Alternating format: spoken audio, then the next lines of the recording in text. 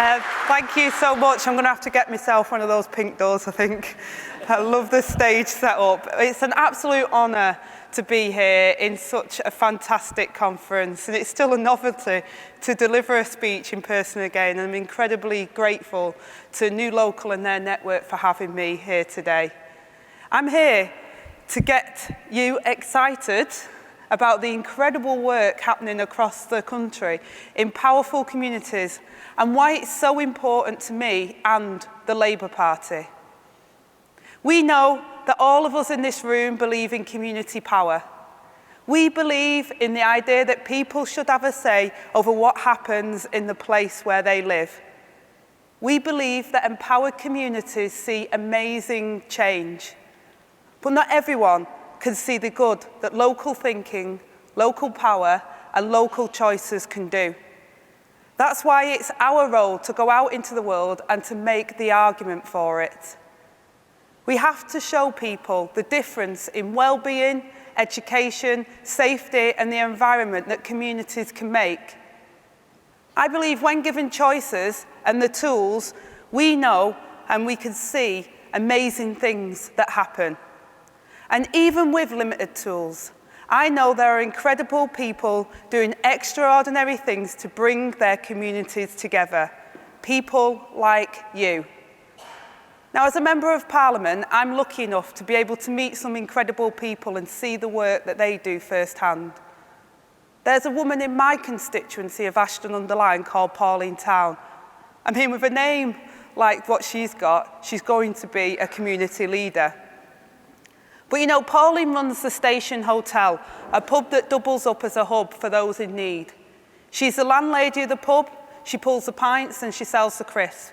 But for 6 years, she's been helping the most vulnerable people in her community by packing and donating over 100 lunches a day and setting them up with warm beds if they find themselves without one. With her generosity, Pauline is supporting the homeless, victims of domestic abuse, and those facing the sharpest end of poverty in our community. She's taken the resources at her disposal and she's seen the problems that need solving, and with the power that she has, she's changing lives in her community. The programme that she spearheaded is called We Shall Overcome. What a truly fitting name for work which sees people get the support that they need in their community to get back on their feet. Now, Pauline's never sought praise for her work. In fact, she actively tries her best to avoid it. She talks instead about the team around her and the people that support her work. She talks about the people that she helps and their challenges. She is the greatest example of community power, taking what you have and changing lives. And rest assured that when I think about power to change communities, I think about people like Pauline. And that's why, at the heart of Labour's mission to lead this country are the ideals of security, prosperity, and respect for everyone in every community. We believe that power and resources and decision-making should lie as close to people as possible so that they have the security to shape their lives. We want to see prosperity among the people that create our country's wealth, right at the heart of our communities. And we want to see everyone treated with respect and dignity where they live. Now, these aren't unachievable ideas. These aren't concepts that feel abstract. They are simply the basics that we all need for a good life. The good life that every individual, their family, and all those close in their community deserve. Now, I know what empowerment feels like, but I also know what disempowerment feels like too. We can all think back to moments in our lives when we felt powerless or stuck or that we couldn't change the situation that we were in. It's a hopeless feeling. I fell pregnant when I was 16 and left school with no formal qualifications and a baby son in my arms. For any of you that have teenage daughters, I'm sure that's a pretty terrifying thought. I was powerless. I didn't have any resources available, and I had no knowledge or training, and I didn't know how to change my situation. Now apply that scary thought of a teen mother with no levers to pull to change her situation. Apply that to a whole town.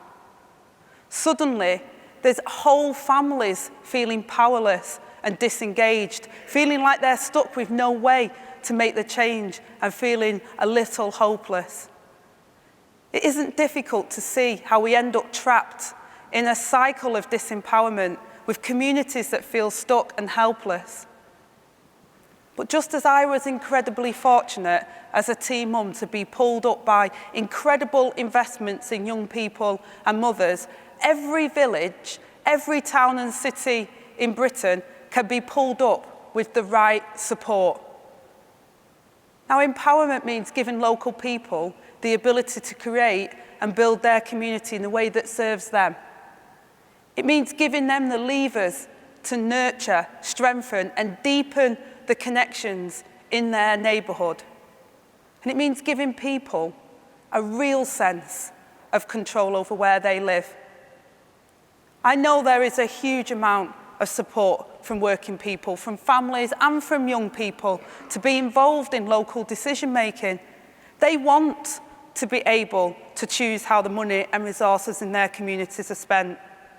And they know better than the Prime Minister or the so-called Levelling Up Secretary what problems are and what the solutions might be. If the government seeks to put a high-rise tower block in every town when people feel that what they really need is a library and a community centre, it's the government that's failing. They're taking away their choices and they're disempowering them from making decisions for their community. Community is a very serious part of a person's identity. I'm proudly Manc, and even when multiple commentators have told me to talk proper, I will never wear my accent, I will never disregard my accent, and I will always wear it with pride. I have Stockport's culture, community, and unique way of doing things built into the heart of me. It makes me proud, and it empowers me. Pride isn't a feeling you can legislate for, but with real empowered communities, pride follows. Where there are proud people, there is security, prosperity, and respect. I don't buy that pride is a sin, that even when we're in a fancy church like this, pride is vital to the good life that I want for everyone in this country. And it comes from well-kept streets, from good public services, from things as simple as a nice garden. Proud communities are not costly things to build. They don't need fancy high-rise buildings or lots of posters that say levelling up. They need the power to decide for themselves how they want to live as a community. Now, if the government really wants to level up anywhere, it needs to stop levelling down the importance of social and supportive communities. Employment, health, and education prospects are better in proud communities. Both evidence and experience indicate that strong social foundations are vital to really have success in pulling up communities. I know that to be true more than anyone. It was the social structures, a public sector job, a Sure Start centre, a library, a trade union that brought me to where I am now. I can never really express my gratitude for how those social structures and the people in them changed my life and my community. And it's why I feel so strongly that we need strong, empowered communities to lift up the most vulnerable and to support those that need it. Appalling Town hands out lunches every day to people who know her as a friend and as a neighbour. They build connections in her pub doorway that help pull people up. Can you imagine what Pauline could do with a little money? A few members of paid staff, a few more hours dedicated to her community work. The very point of governing surely has to be to empower people like Pauline to serve their communities and make things better. There can't be anywhere that is left behind in the Britain that we want to build. The good life that we all deserve is only achievable in good places. So conference, let's go forward and let's build those good places. Thank you.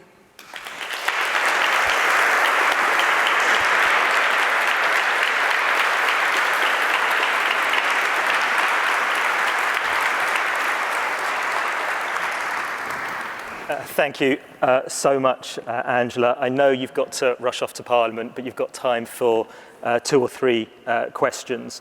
So you made such an eloquent and passionate case for community power there, but we know that not all politicians are quite so keen on the idea, both locally and in Westminster as well. They seem to feel that empowered communities somehow will undermine their role as elected representatives. What do you think we need to do to persuade them that community power is not a threat? I think it's a style of leadership as well. I often find that you get some leaders that, you know, I'm extremely good at what I do because I empower the people around me to help with the work that I do. And Pauline, we work together as well in her community role. So you don't feel threatened by that. Actually, what it does is it strengthens you as a leader. So it strengthens the powers in Westminster, it strengthens our country if we all work together. It's actually incredibly empowering to do that. But often people who feel vulnerable or inadequate in what they do feel like they can't empower other people. And, you know, I never thought anyone would feel threatened by me. And I often found that people did just because I was confident in what I do. And it's like, you should have the confidence in people around you to not feel threatened by what they can contribute. And actually, if you take that leap of faith, and I found it as a trade union rep with employers as well, if they empowered their workforce instead of trying to overmanage them, you get so much more for your buck. People feel in control of what they're doing. They have ownership of it. So they want it to achieve. They work harder to make the benefit much stronger. And then by you allowing them to do that, they feel like you're great for allowing them to express themselves, and they see their achievement as your achievement as well. So if we can have a mindset where people can see the true value of collectiveness, of us coming together and all having strengths that can take us forward, then it makes you better and it makes our country better for doing that. And it makes our power in Parliament a lot stronger for doing that as well, because, you know, too often it's too remote. It's too aloof to what's happening in local communities, and that's why people say, oh, politicians are all the same, or you don't understand what's going on. It's because you've got to be working with people that are actually driving that real change in their local communities. And if you don't do that, the challenge then is that people disengage. They feel, what's the point? I can't do it. I'm trying my best. I'm working all hours. This is something I'm trying to do. So you've really got to empower people, and it's a mindset, I think. It's a leadership mindset on how you can see the benefits of the collective rather than the individual.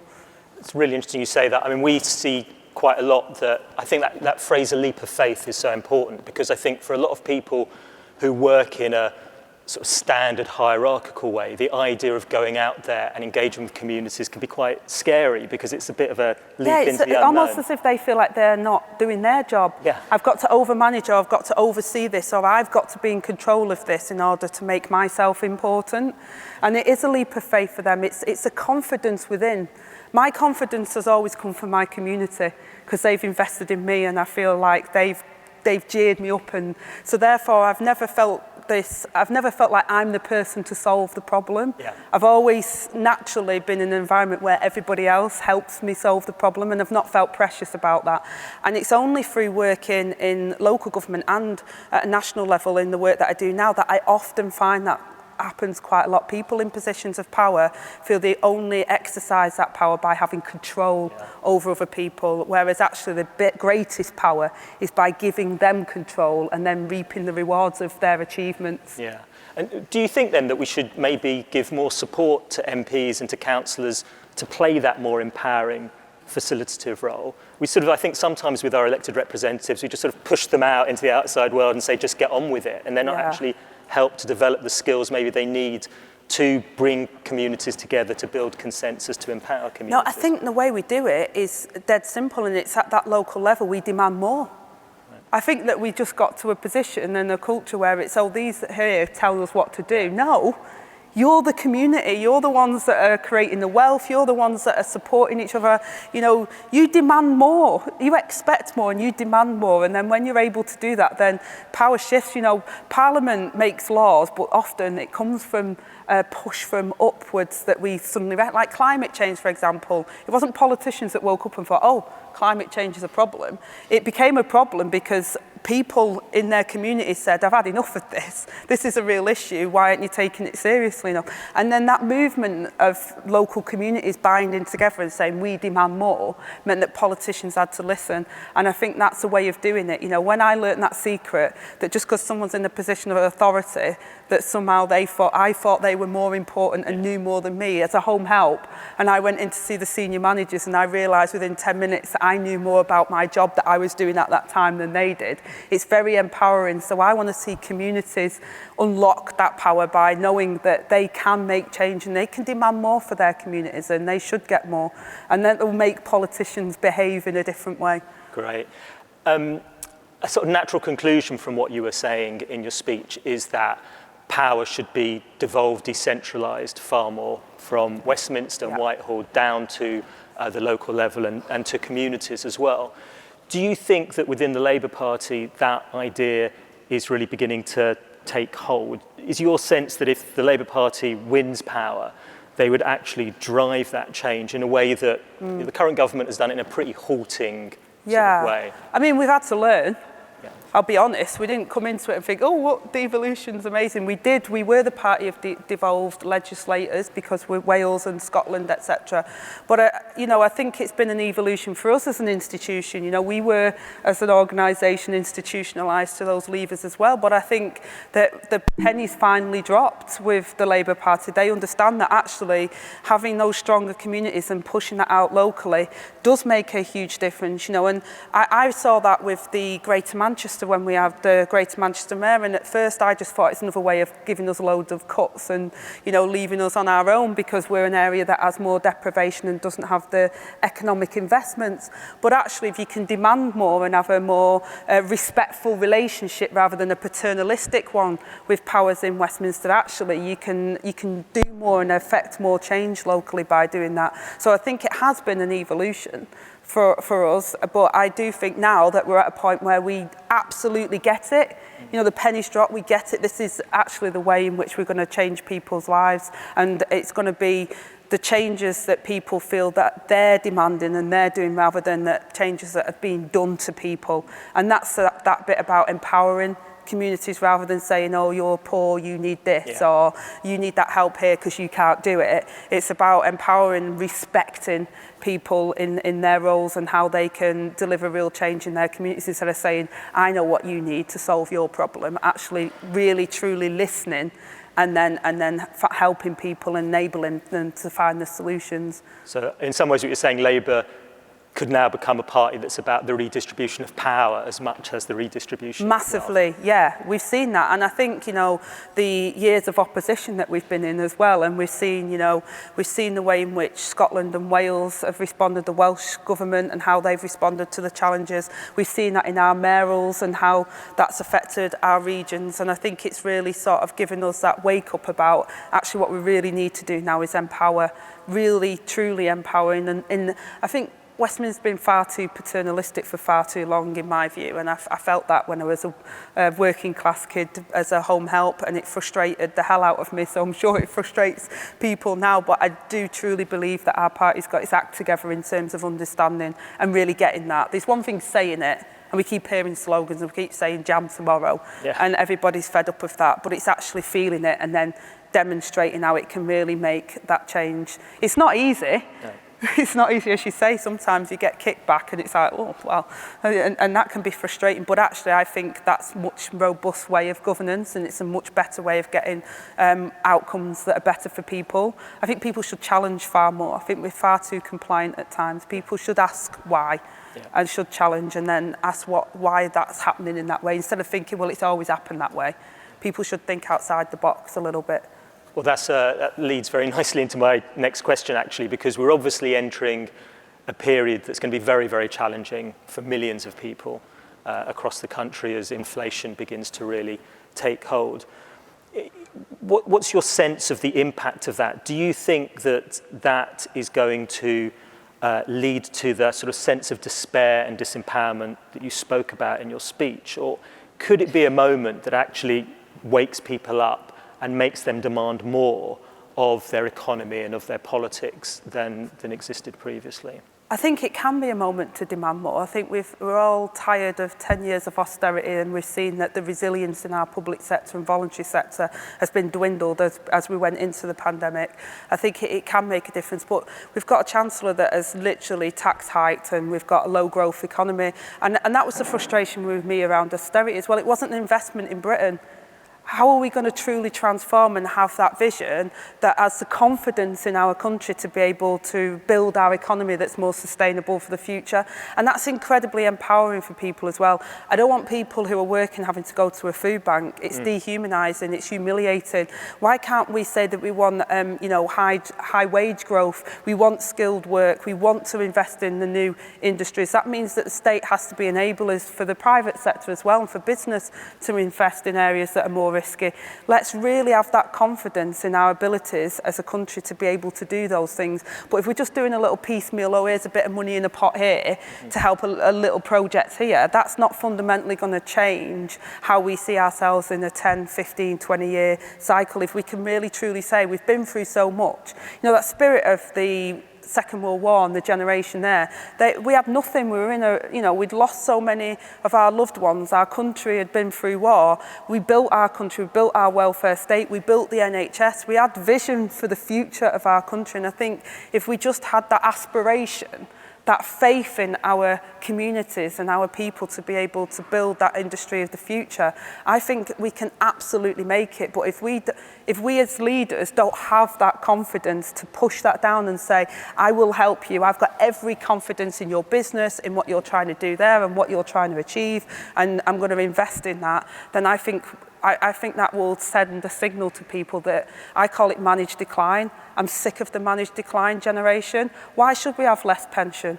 Why should we think that we can't own our own houses? Why should we accept that as the future and that we're all going to have low wages and insecure work? We don't have to have that, and it doesn't have to be that way.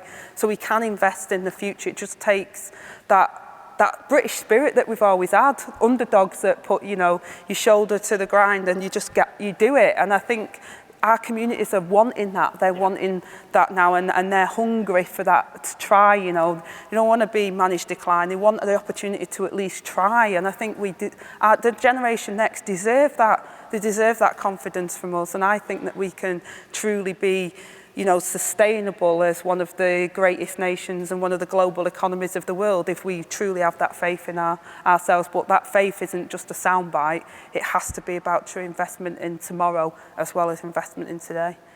Well, that's a great note to end on. Thank you so much for your time. Thank you. Really appreciate it. It's been absolutely inspiring. Thank you. Thanks very much. Thank you. Thanks a lot. All right. Thank you. Take care. Lovely. Thank you.